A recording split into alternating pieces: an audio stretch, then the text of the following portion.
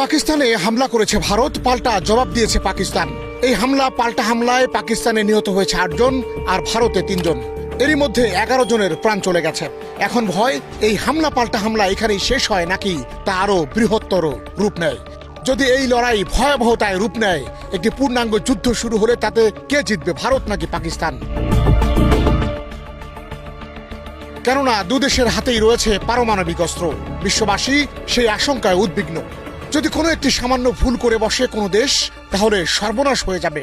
না হোক সত্যি সত্যি যদি এমন যুদ্ধ শুরু হয়, তাহলে কার হাতে কি পরিমাণ পারমাণবিক শক্তি আছে সে বিষয়ে গ্লোবাল ফায়ার পাওয়ার সূচক 2025 নামে একটি প্রতিবেদন প্রকাশ করে 25 এপ্রিল। সেটিতে কি আছে চলুন জেনে আসা যাক।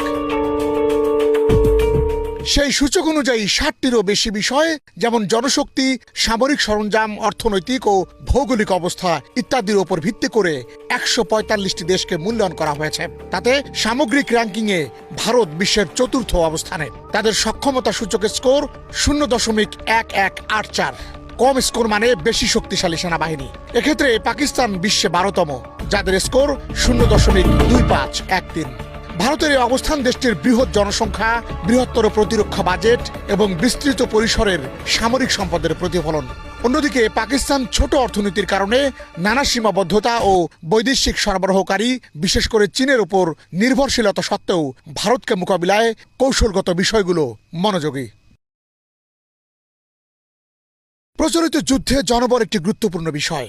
ভারত ও পাকিস্তানের জন্যও তা বিশেষ গুরুত্বপূর্ণ, কারণ বিশাল জনসংখ্যা ও স্থলবাহিনীর উপর উভয় দেশেরই নির্ভরতা রয়েছে।